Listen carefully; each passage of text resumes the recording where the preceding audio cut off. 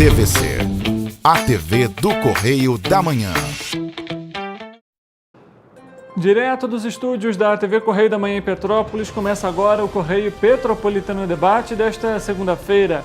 Hoje daremos destaque à sustentabilidade e ao meio ambiente. O MEC autorizou a ampliação de vagas nos cursos de Direito e Medicina do ProUni. O índice de violência registrou queda no Brasil em 2023. Foram ampliados de 9 para 28 os indicadores criminais, incluindo ainda números referentes a suicídio, desaparecimento e apreensão de armas e drogas. O Ministério da Cultura e a Ancine lançaram as chamadas públicas para o audiovisual, no valor de 320 milhões de reais. E o ano de 2024 terá 10 feriados e 8 pontos facultativos. O diálogo com o objetivo de propor ações sustentáveis para a cidade imperial. Eu sou o Richard Stolzenburg e o Correio Petropolitano Debate está começando.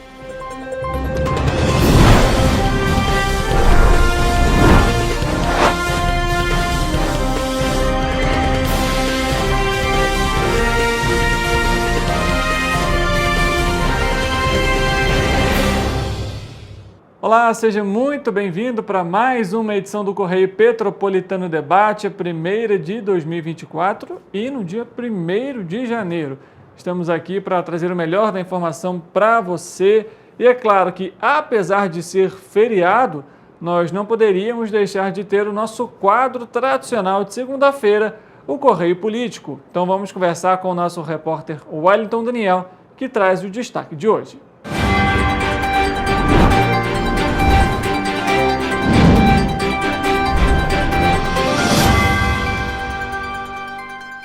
Oi, Richard, boa tarde para você, boa tarde a todos de casa. A gente está acompanhando toda essa movimentação política para 2024, mas vale a pena também a gente olhar para 2023 e ver tudo o que aconteceu durante esse ano.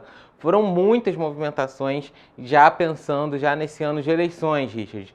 Inclusive, lá em 2023, em janeiro de 2023, a gente tinha pouquíssimas pessoas se declarando pré-candidatas e agora a gente fecha o ano aí com vários nomes. Pela esquerda, a gente tem Yuri Moura e também o próprio prefeito Rubens Bom Tempo, que ainda não tem falado abertamente. A gente sabe também que é um pré-candidato e que deve sim tentar uma reeleição. A gente tem também pelo centro-direita e também a própria direita em si, Otávio Sampaio, Ingo Rames, também o Bernardo Santoro do Novo, enfim, vários, Hugo Leal também, que inclusive seria o nome do governador até o momento. A gente tem aí uma movimentação bem variada em relação a esse cenário político para 2024. Mas a gente também teve já um acordo fechado ali entre o Eduardo do Blog e o Ingo Rames. O Eduardo do Blog era o pré-candidato pelos Republicanos, agora se uniu ao Ingo Rames, então os dois devem caminhar juntos aí nessa corrida eleitoral. Sem contar também o Leandro Azevedo, que seria também junto com esse grupo, mas acabou se tornando pré-candidato pelos Republicanos. Então a gente tem toda essa movimentação, mas também tem movimentação dentro da Câmara, Richard, porque obviamente já tem vereadores ali costurando já para tentar uma reeleição no ano que vem. Alguns outros suplentes que não conseguiram uma vaga, mas que tiveram uma passagem pela Câmara também tentam costurar essa reeleição, tentam costurar essa eleição, na verdade, né, para ter um cargo definitivo na Câmara. E vale também a gente ressaltar, Richard, que Petrópolis, pela quantidade de habitantes, poderia ter 21 vereadores, mas a gente tem 15. Será que esse debate vai entrar em pauta no ano que vem? Será que os novos vereadores vão querer debater isso, já que tem todo um desgaste político e público dentro dessa questão? É também uma questão para a gente acompanhar dentro dessa nova legislatura que vai ser eleita agora em 2024. Vale também ressaltar que, apesar do número de vereadores aumentar, o repasse para a Câmara continua o mesmo. Ou seja, os 15 vereadores que estão atualmente vão ter que dividir esses valores com os 21, com os outros 6 que entrarem, né, para somar aí os 21 vereadores. Então, muitas questões aí para acompanhar nesse ano político, a gente vai ficar de olho em tudo isso, acompanhando todas essas movimentações e trazendo as atualizações aqui no Correio Petropolitano Debate. Vale lembrar também que a partir da semana que vem eu estou de férias e eu retorno então lá em fevereiro. Nesse período quem vai ficar aqui na coluna é a repórter Leandra Lima. Richard, uma boa tarde para você, para todos de casa, feliz ano novo. Obrigado, Wellington, pelas informações. A gente sempre trazendo aqui os bastidores da política petropolitana e para esse ano eleitoral. Passa rápido, né? Ao longo de todo o mês, de toda a nossa programação, você vai ter as atualizações a respeito do cenário político e das movimentações e articulações políticas para esse ano. O Ministério da Cultura e a Agência Nacional de Cinema, Ancine, anunciaram o lançamento de 2 chamadas públicas para o setor audiovisual. Uma para projetos de coprodução internacional de filmes e outra para investimento em longas-metragens, com um potencial de público. O valor total é de R$ 320 milhões. A chamada pública Coprodução Internacional Cinema 2023 vai destinar 120 milhões em recursos do Fundo Setorial do Audiovisual para projetos de longa-metragem de ficção e animação, além de documentário, apresentados por produtores brasileiros independentes em regime de coprodução internacional. Do valor total, 60 milhões vão ser para projetos em que a produtora seja monetariamente ou igualitária e mais 60 milhões para projetos em que a empresa brasileira tenha participação monetária. A chamada pública tem como metas promoção da integração das indústrias audiovisuais e incentivo à diversidade cultural entre os países coprodutores, além de atração de recursos internacionais e incremento do valor das produções, ampliação da participação dos filmes brasileiros em festivais internacionais e ampliação da participação e da bilheteria das obras brasileiras no mercado de salas de exibição. As inscrições serão abertas no dia 15 de janeiro e seguem até o dia 12 de abril. O Ministério da Educação publicou na última terça-feira a Portaria 528, emitida pela Secretaria de Regulação e Supervisão de Educação Superior, a SERES. O documento autoriza a ampliação do número de vagas anuais nos cursos de Direito e Medicina para o ano de 2024, isso mesmo, visando atender exclusivamente ao programa Universidade para Todos, o ProUni. A medida é um cumprimento das condições estabelecidas no artigo 11 do Decreto 5.493 de 2005. A nova portaria tem como objetivo evitar possíveis prejuízos aos processos seletivos de algumas instituições de educação superior, tendo em vista o cronograma e os procedimentos relacionados à adesão, à renovação da adesão e à emissão de termo aditivo para o processo seletivo do ProUni referente ao primeiro semestre deste ano. Em especial, leva em consideração o maior volume de novas bolsas do ProUni, exigindo das entidades beneficentes de assistência social com atuação na educação superior, a partir da adaptação do sistema informatizado do ProUni, o SIS-ProUni. A Lei Complementar número 187 de 2021, que é a Lei de Certificação de Entidades Beneficentes de Assistência Social. A ampliação é uma continuidade das medidas propostas pela Portaria 144 de junho do ano passado, que inicialmente autorizou a expansão do número de vagas anuais nos cursos de Direito e Medicina para o ano de 2023 no âmbito do ProUni.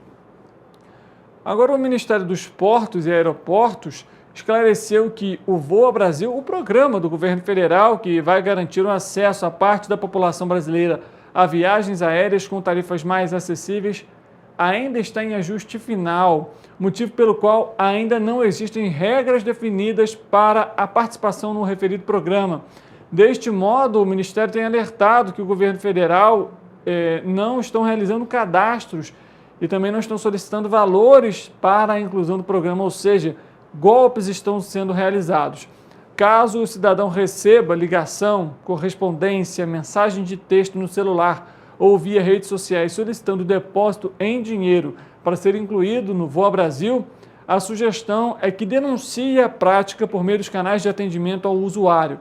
Sites e redes sociais que oferecem facilidades e mesmo se apresentam como canais para cadastro de programas sociais do governo federal não são fontes oficiais e devem ser vistos como desconfiança, pois podem representar risco à segurança de dados do cidadão.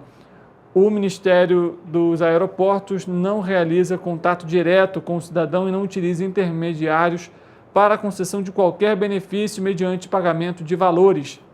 É sempre importante lembrar que não se deve fornecer dados pessoais como CPF, nome, data de nascimento, enfim, ou qualquer outro documento, para pessoas desconhecidas ou inseridas em sites de origem desconhecida. Então fique atento, já avise aos seus familiares, principalmente durante esse período de viagens, de férias. Muitos podem aproveitar esse período para aplicar esse golpe, então fique atento. Os índices de violência no Brasil recuaram nos 10 primeiros meses de 2023 em comparação com o mesmo período de 2022.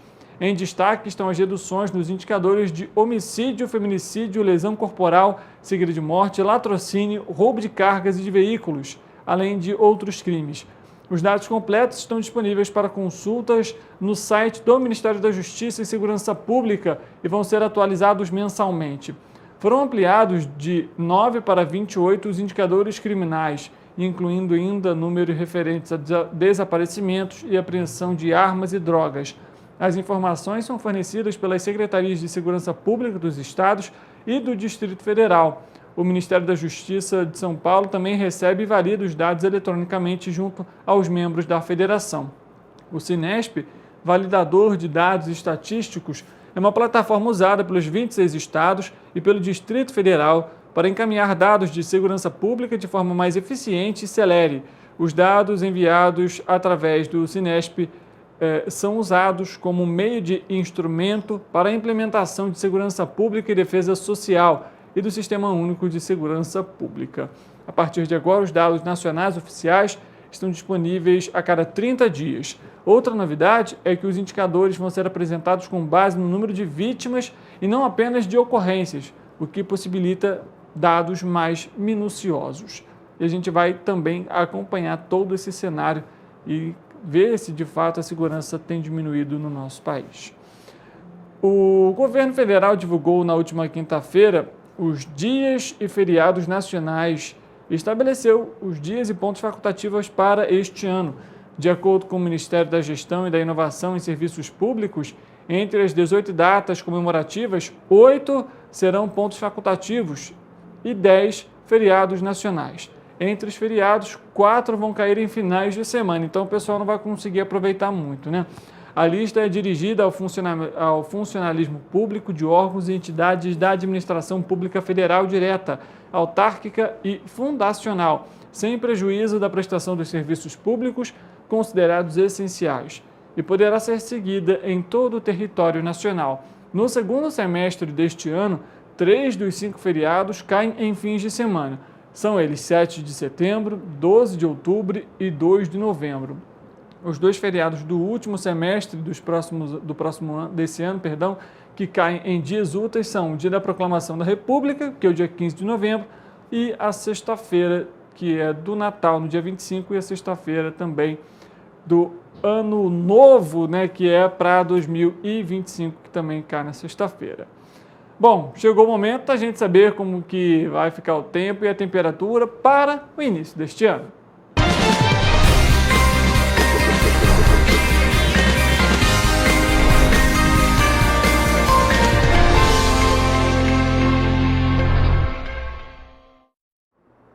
Boa tarde, Richard. Boa tarde para você aí de casa que está nos assistindo. Vamos à previsão do tempo para terça-feira, dia 2 de janeiro. Em Nova Friburgo, o dia será de sol, com muitas nuvens no céu, ventos fracos, chuva e ligeiro declínio na temperatura mínima, que vai marcar 13 graus. A máxima chega a 19 graus. Em Teresópolis, o dia será nublado e com pancadas de chuva isolada. A intensidade dos ventos será fraca e os termômetros vão marcar mínima de 15 e máxima de 23 graus. Em Petrópolis, a terça-feira será de declínio na temperatura mínima e elevação na máxima. Os ventos serão fracos e também há possibilidade de chuva isolada na cidade. Os termômetros devem marcar mínima de 14 e máxima de 22 graus. Aqui em Paraíba do Sul, vocês podem ver que a temperatura deve sofrer uma ligeira elevação, mesmo assim, há possibilidade de chuva isolada no município. Os ventos serão fracos e os termômetros devem marcar mínima de 18 e máxima de 26 graus. Pati do Alferes, por sua vez, deve passar por queda na temperatura mínima. A máxima se mantém estável. Pode chover durante o dia e os termômetros devem marcar mínima de 17 e máxima de 24 graus. E agora, para finalizar, em Três Rios, a previsão será de muitas nuvens no céu, ventos fracos, possibilidade de chuva e ligeira elevação na temperatura, que deve variar entre mínima de 16 e máxima de 25 graus.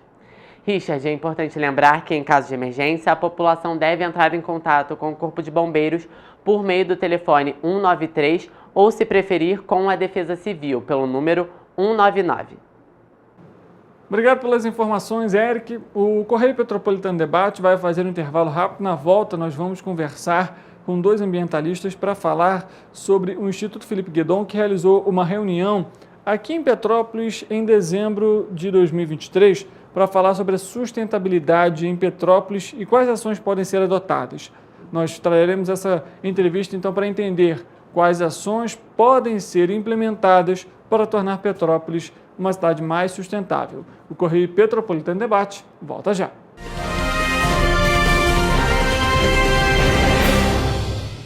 A Unifase, há mais de 50 anos, forma profissionais de excelência na área da saúde.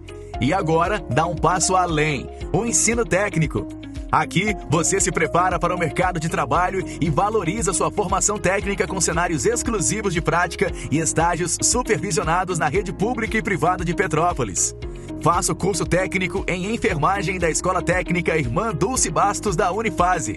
Inscrições abertas para 2024. Turmas manhã e noite.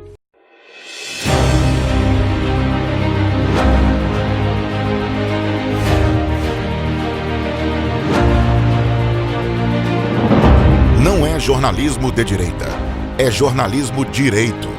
Correio Petropolitano. Tudo que seu jornal não deveria ter deixado de ser. Todos os dias, em uma banca perto de você.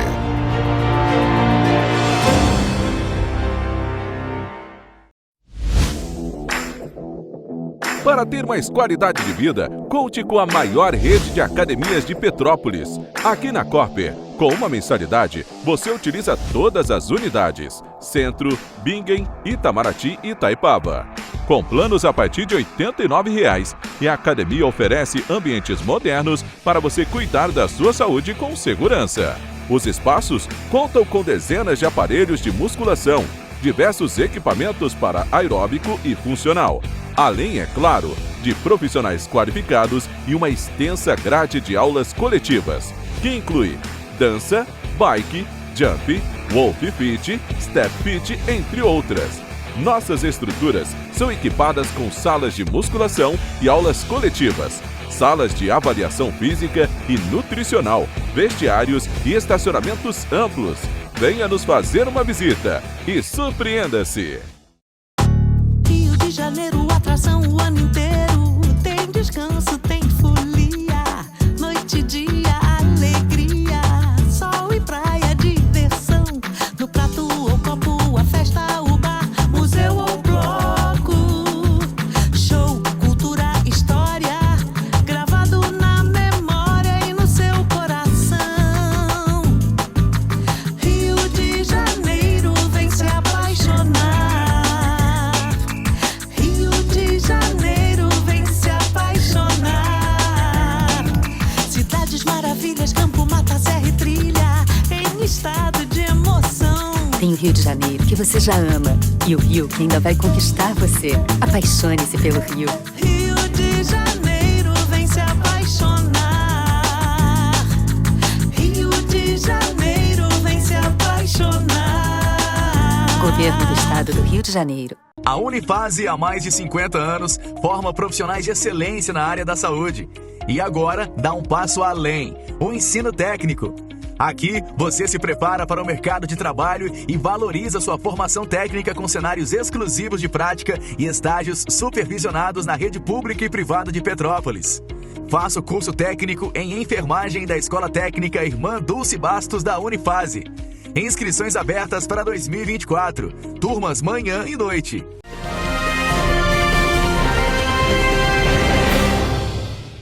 Correio Petropolitano Debate de volta, a gente dá início agora à nossa entrevista de hoje. Vamos abordar um pouco da sustentabilidade e como que isso pode ser debatido e abordado também em Petrópolis. Nós vamos conversar com duas personalidades para falar sobre esse tema e que participaram, inclusive, de um evento que foi realizado neste mês pelo Instituto Felipe Guedon para abordar justamente a sustentabilidade no nosso município. Nós vamos conversar com o Guilherme Mergner e também com o Roberto Musser para falar sobre isso.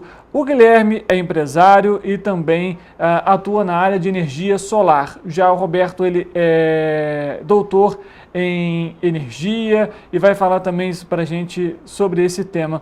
Pessoal, primeiramente, obrigado pela presença de vocês aqui no programa e sejam muito bem-vindos. Agradecemos a oportunidade. A oportunidade de estar aqui. Muito obrigado. Bom, pessoal, vamos falar sobre esse encontro que foi realizado agora. Que perspectivas vocês levaram da vivência, da experiência de vocês para essa reunião que aconteceu? Bom, eu levei um pouco da minha experiência com a energia solar e, na verdade, a minha empresa é uma empresa de engenharia autossustentável. Então, a gente busca fazer o reuso de água, tratamento de efluentes, geração de energia e construções de baixo impacto ambiental, usando materiais de arquitetura de terra ou então já com projetos que facilitem a ventilação ou o aquecimento interno da residência, ou então também uma coisa que eu gosto muito, que é a construção em steel frame, que é aço com gesso acartonado. Então ela não gera resíduos, não gasta água e é uma construção leve e de rápida montagem, né? Então esse é um ponto que eu gosto muito de trabalhar, né? Agora, e você, Roberto, o que você levou da sua experiência para dentro dessa reunião? Primeiro, é bem interessante essa proposta do Instituto, né? O Instituto ele tem como propósito, né, você apresentar uma gestão participativa e o planejamento estratégico. Além do Guilherme, eu falei um pouco sobre a ESG, né, dando uma visão geral, e teve também o pessoal do Rock Mountain que falou lá sobre o evento, como é que foi os créditos de carbono. Então, na minha perspectiva, eu conversei bastante sobre a questão do ESG, né? A questão do ambiente, a questão social, a questão da governança, né? E aí a gente foi tratando disso, porque você tem todo um encadeamento. Quando o Guilherme está falando aqui da questão autossustentável, então você está falando de meio ambiente, mas você também está falando de questões sociais, né? E você tem a questão também da governança, muito nessa questão também do gasto público, né? Da eficiência do gasto público, né? E o propósito do Instituto é ele fazendo reuniões com vários grupos e depois fazer um planejamento de 20 anos e apresentar como um planejamento para a cidade no futuro. Então, é uma perspectiva bem interessante, entendeu? Então, a gente foi basicamente esse o escopo e o espírito do evento, mas foi muito bom. Lembrando, só para você que está em casa, aconteceu no último dia 14, na Câmara de Dirigentes Lojistas CDL aqui em Petrópolis. Trazendo para o contexto do comércio, Guilherme, eu vou te fazer a seguinte pergunta. Petrópolis pode avançar nessa pauta da sustentabilidade, adotar novas medidas que não necessariamente vão gastar muito, mas que podem trazer um grande impacto para o futuro? Sim. A própria transformação da energia, né? Então, por exemplo, hoje, um trabalho que eu acho fundamental hoje, como o Roberto diz, é a gestão energética. A maioria das empresas hoje, mercados, até condomínios, desperdiça energia. A energia é mal utilizada, né? Então, com isso, vamos supor, as pessoas às vezes me pedem para fazer um projeto de energia renovável. Primeira coisa que eu faço, isso no comércio precisa muito, é o estudo de como você está gastando energia, né? Você pode reduzir até 30% só com gerenciamento energético. E aí você diminui o custo de implantação dos sistemas alternativos, né? E você gera economia e menos agressão ao meio ambiente. Porque quando você você consome energia é fundamental para todos nós, né? Então a gente estava usando uma usina elétrica, hidrelétrica, uma usina eólica, uma usina solar, mas também está usando uma usina termoelétrica. Isso é uma agressão ao meio ambiente, a geração de carbono, né? Você está jogando CO2 na atmosfera. Então a gente tendo esse menor consumo, um consumo mais inteligente da energia, aí você também vai economizar água.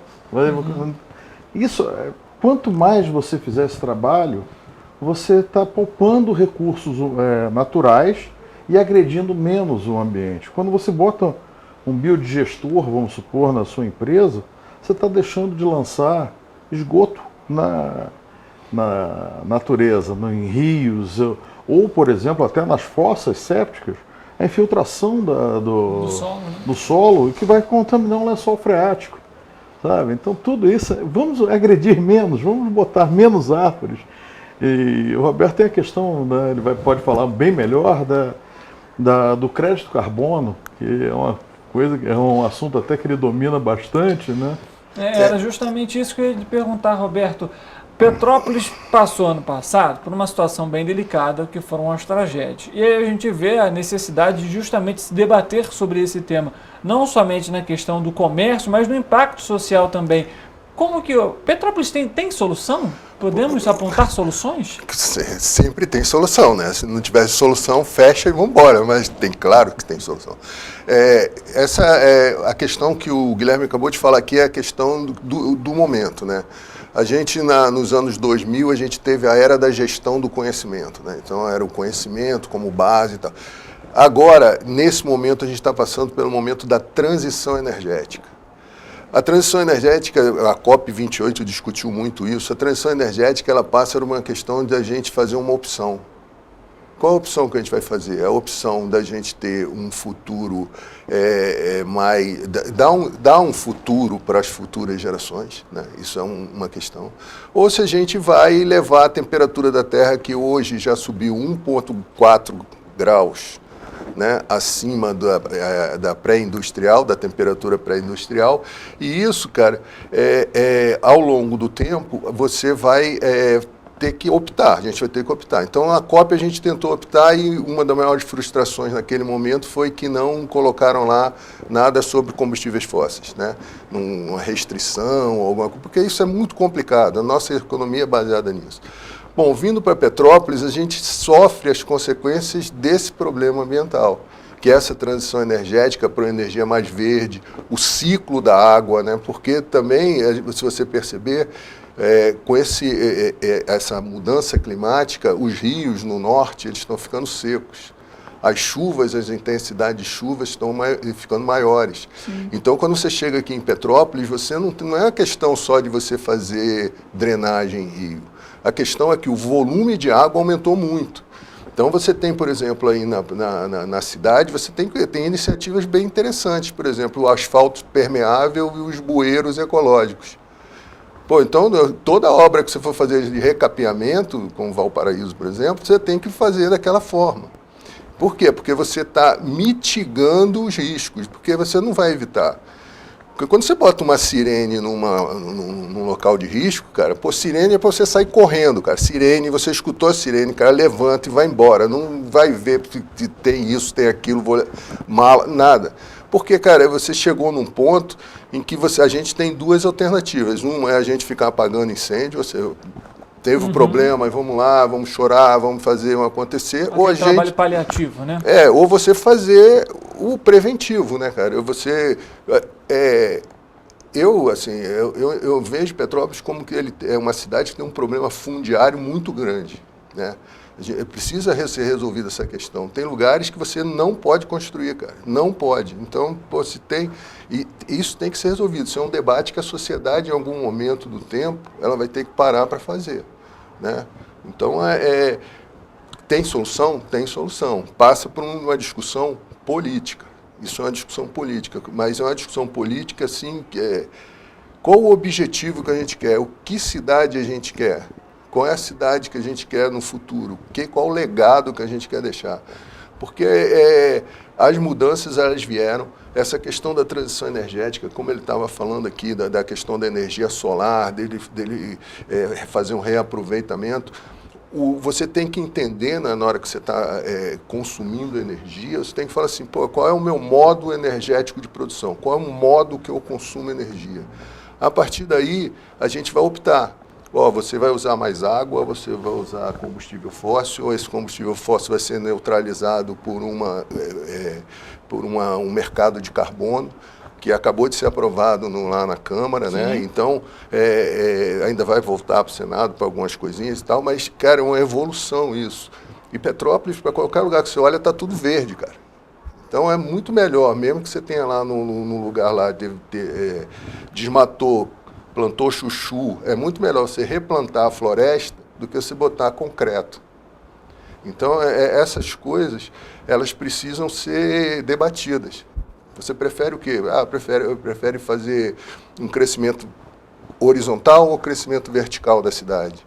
Não sei, isso depende, cara, porque o crescimento vertical, se for para você subir em costa de morro, de repente não compensa. Então, essas coisas precisam ser discutidas.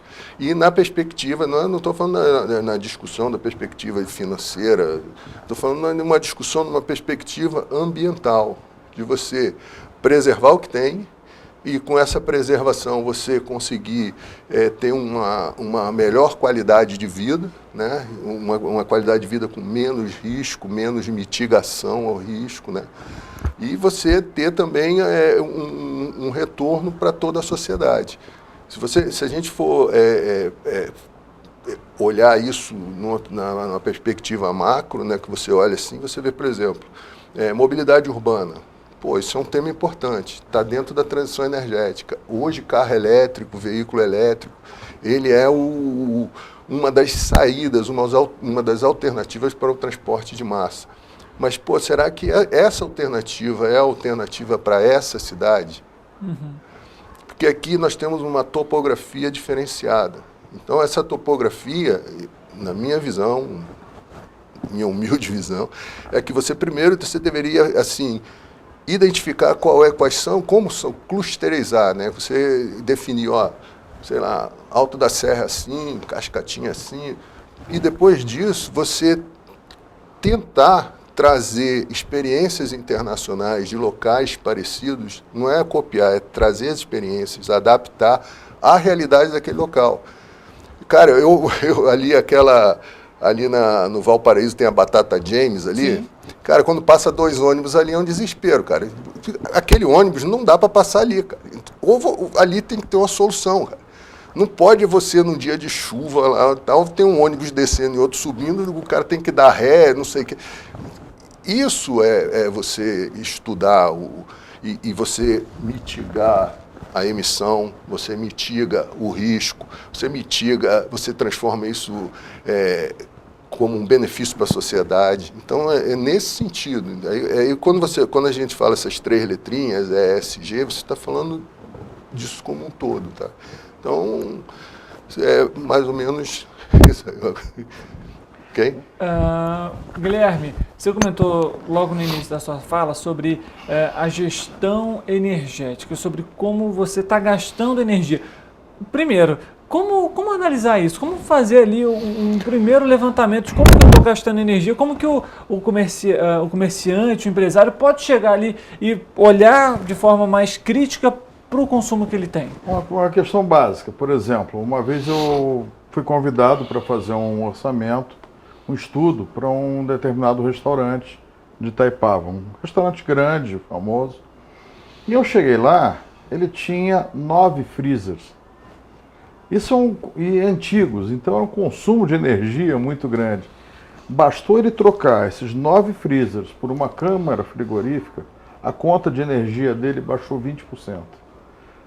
Então, a gente começa a pensar nessas situações.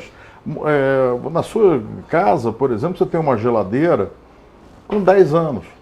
A nova, ela consome metade do que aquela geladeira consome. Então, você trocar por equipamentos mais eficientes, fazer uma revisão da toda a parte de instalações elétricas, porque tem fuga de energia, né? Como eu brinco, antigamente você chegava na sua casa, você tinha 2 tomadas na cozinha.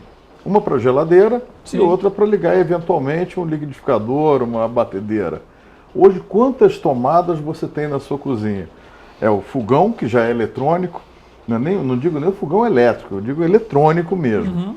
Você tem a geladeira, um micro-ondas, uma fritadeira, um air fryer, uma coisa assim, tomada para você ligar um carregador de celular. Então, tudo isso você vai na casa, você vai readaptando a sua casa e desbalanceia toda a distribuição energética da casa. Então, na verdade, quando você faz uma revisão dessa, uma reforma dessa na sua casa, você tem que redistribuir pelas fases da casa essa energia, porque senão você começa a perder energia. A própria fiação vai ficando antiga e vai perdendo a condutividade, vai deixando fugir energia, né?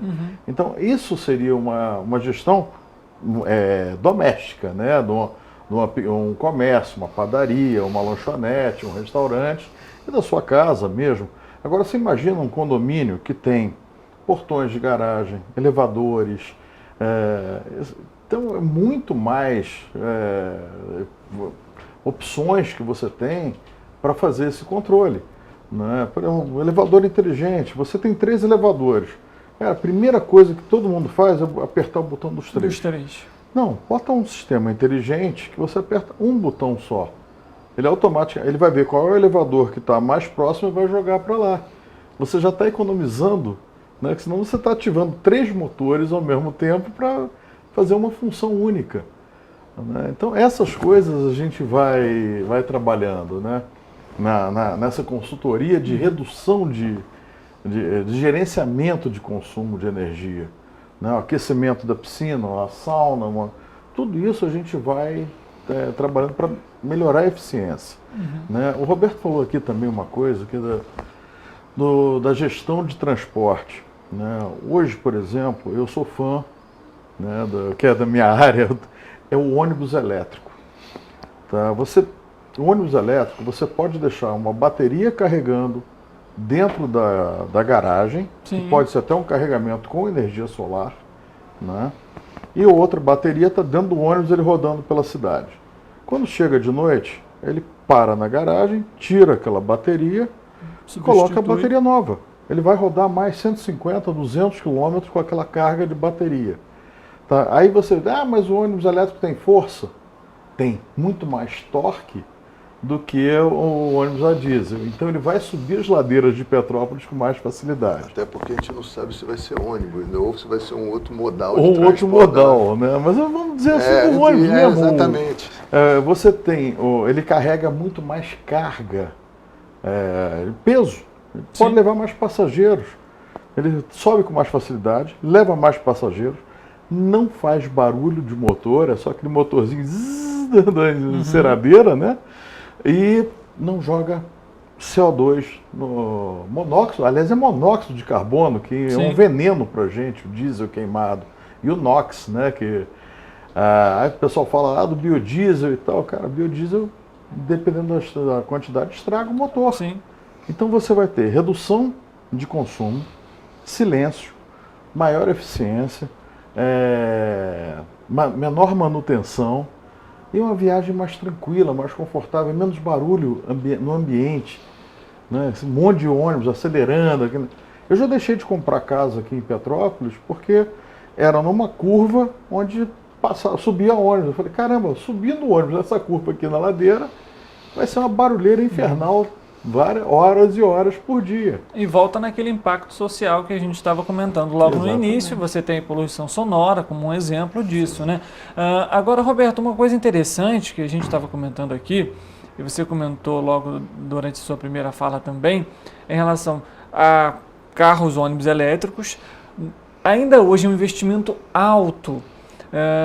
Para uma solução rápida, a gente vê até pelas condições que o planeta já tem apresentado para a gente, como de alguma forma levar isso para as empresas, porque pelo menos me parece, e aí vocês podem até trazer o posicionamento de vocês também, que é algo que ainda é pouco difundido, até mesmo para as próprias empresas, para os comércios, para justamente se tratar esse tema hoje com uma seriedade maior, como se não fosse algo para o futuro, mas é emergente, precisamos mudar essas medidas a partir de agora.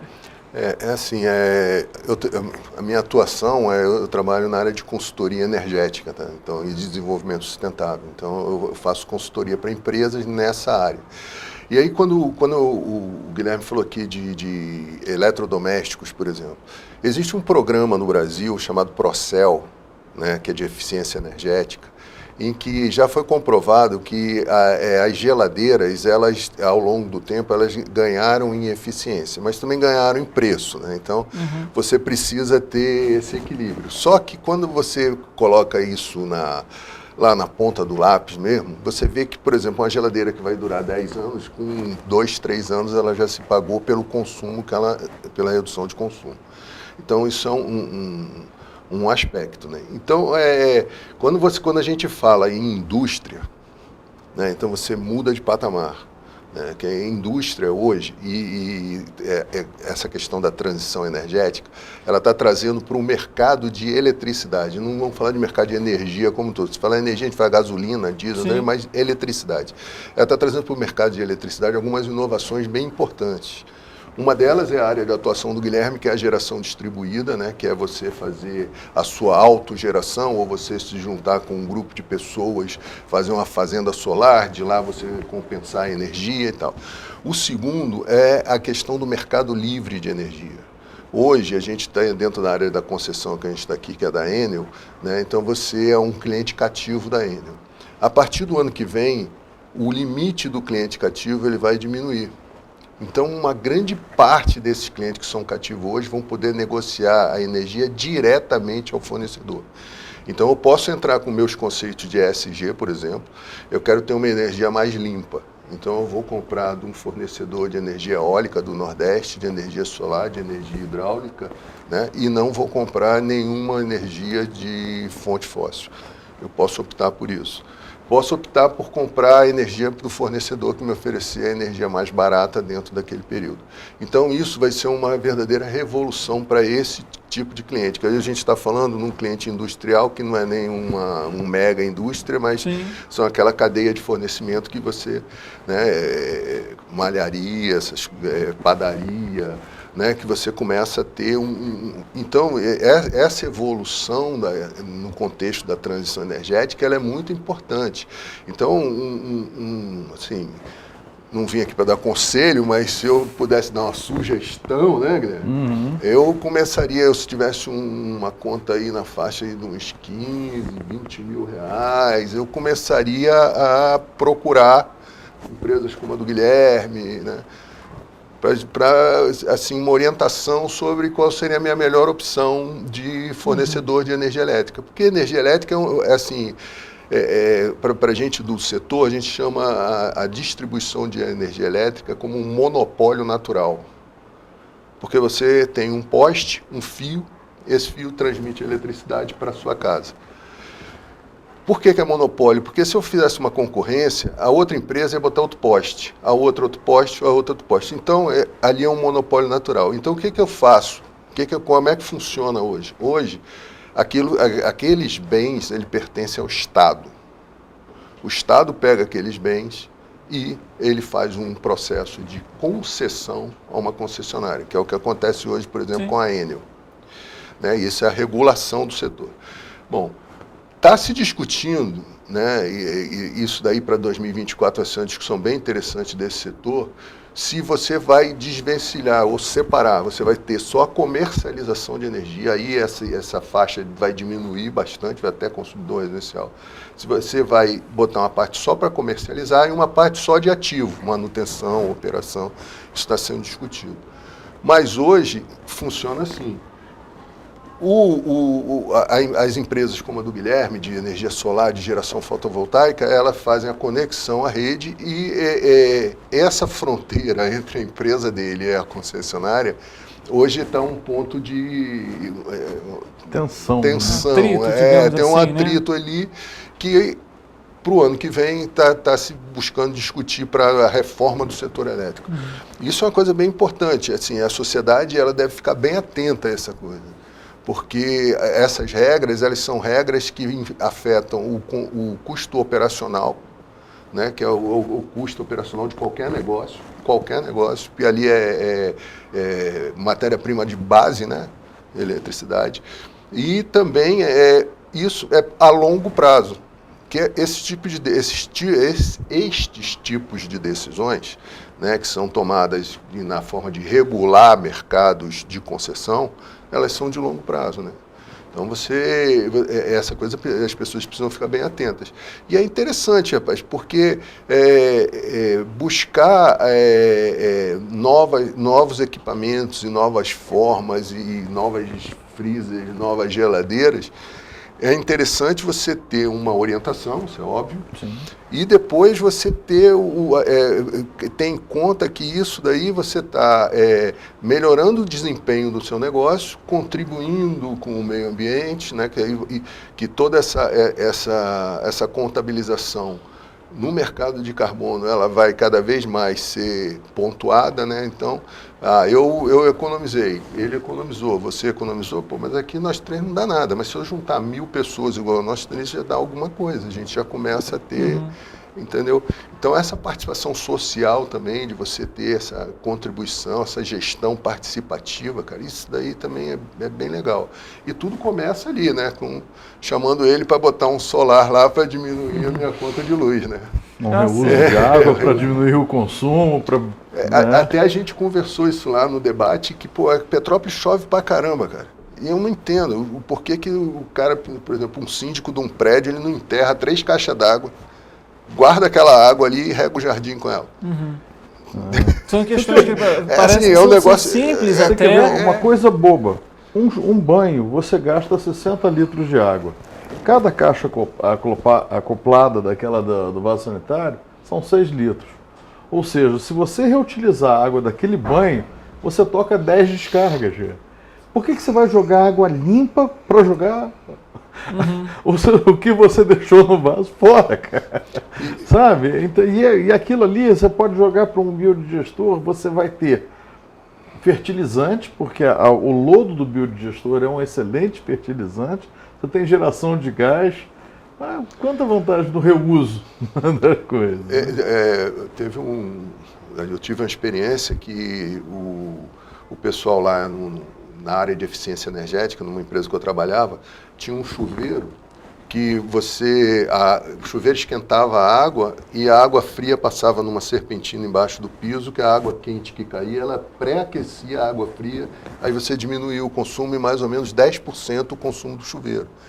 Com uma medida simples, e você trazia a tubulação de água, passava ela embaixo de onde caía a água quente, subia, aí à medida que ia aquecendo a água, ela ia se... Quer dizer, você tinha são ideias simples, e que você ganha em eficiência e você reduz custo, reduz consumo. Que hoje a questão é a racionalização do consumo, né?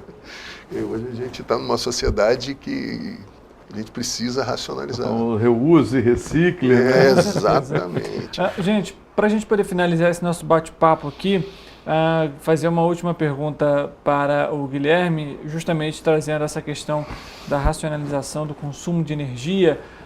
Não posso instalar, por exemplo, um painel solar. Que orientação, que dica você pode dar para quem, por exemplo, poxa, me preocupo com o meio ambiente, mas não tenho condições hoje? O que eu posso fazer para, de alguma forma, tentar amenizar esse consumo? Você tem duas coisas. Primeiro, você tentar reduzir o seu consumo doméstico. Por exemplo, o meu maior consumo é chuveiro elétrico. Você mora em casa ou mora em apartamento? Eu moro em casa. Bota chuveiro com aquecimento solar. É menos módulos, é mais barato. Eu moro em apartamento. Bom, uma coisa que a gente tem hoje, que até o Roberto falou, são os condomínios solares. Então, por exemplo, imagina aqui na 16 de março, você não tem aquele monte de loja ali, terreno.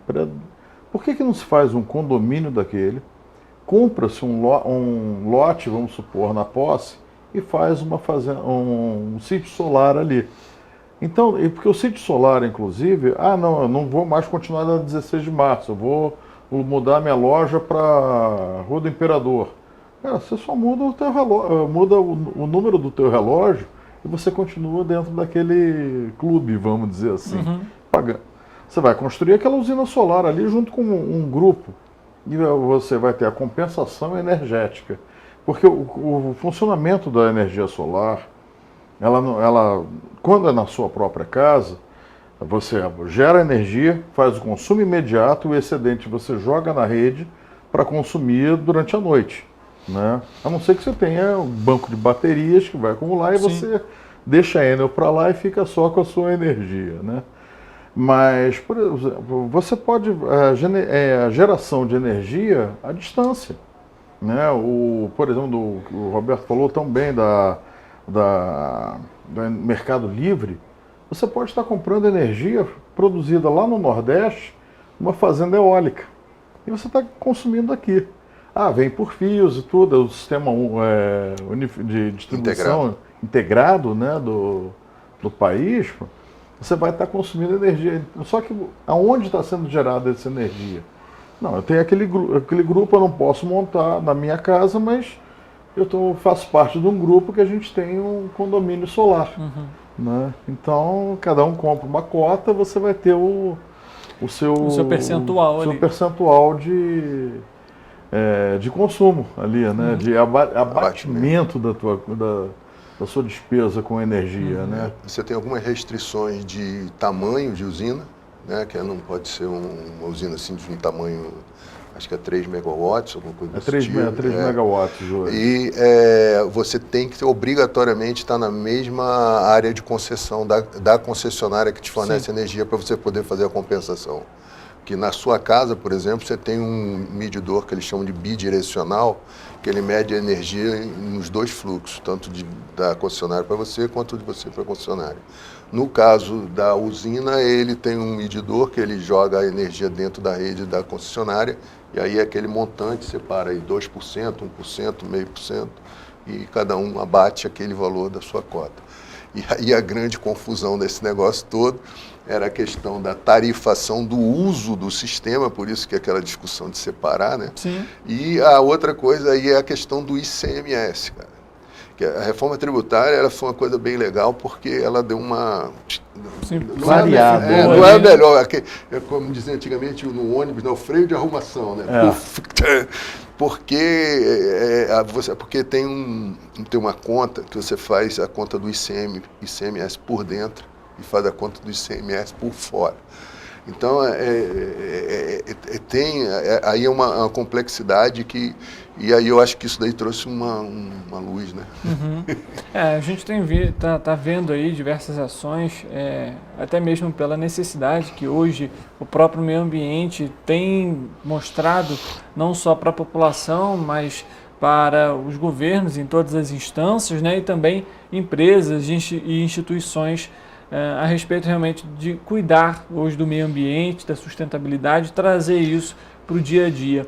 Queria agradecer a presença de vocês aqui, tanto do Guilherme quanto do senhor Roberto, para clarear, digamos assim, também um pouco a mente de quem está acompanhando a gente em casa, para entender um pouquinho mais sobre esse processo e como medidas simples podem sim também auxiliar tanto na sustentabilidade como na redução do consumo. Isso aí. Nós é que agradecemos, né? A oportunidade que a gente tem de divulgar, porque a mídia é fundamental para a gente.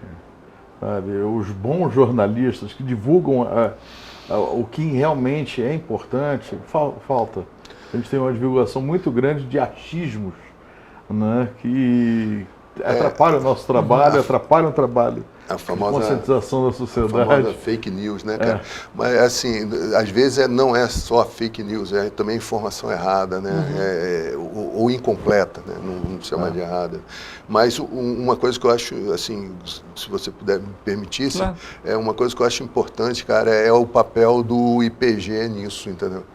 Eu acho que o IPG ele precisa ter um foco nele, que ele não é uma instituição apartidária, apolítica, e ele tem um propósito bem interessante, cara, que é olhar para frente. Eu não estou preocupado o que foi, mas você olhar para frente, cara, você vê soluções, né? Porque uma pergunta assim, Petrópolis tem solução? Pô, claro que tem, cara. É impossível não ter, cara. Não pode, tem que ter, entendeu? Então, a questão do IPG, ele traz essa discussão. Eu acho que ali o Cleveland, que é o presidente do IPG, né? A Silvia, né? Então, assim, eu acho interessante ter esse local para discutir, entendeu? Ter esse fórum para discussão. E ter mais participação, cara. Precisa ter mais participação, entendeu? Então, eu acho que o IPG ele tem um papel bem legal nisso aí. A gestão participativa é justamente você ter a participação da população, né, das pessoas que têm uma voz ativa dentro de uma sociedade. E que são fundamentais dentro desse processo, né? Sim, pois é. O líder comunitário que vai lá, que fala... Que estava lá, inclusive, estava lá tinha o pessoal do catadores, né? Catadores, que é uma outra coisa que é interessante, como é que você faz essa logística reversa do lixo, né? Então, isso são anseios, né, que você pode gerar emprego, renda, sustentabilidade e o mais importante para o ser humano, cara, o cara quando está trabalhando é ter dignidade, cara. Pô, o cara quando ele tem um trabalho, ele produz, ele se sente legal com aquilo que ele faz, cara, ele tem dignidade. E a gente precisa dar essa dignidade para todas as pessoas. Com certeza. Pessoal, obrigado mais uma vez pela presença. Para você que está em casa nos acompanhando, obrigado também pela sua audiência e pela sua companhia. A gente volta amanhã ao vivo, 13h. É claro, você é sempre o nosso convidado especial. Uma boa tarde para você e amanhã a gente se vê.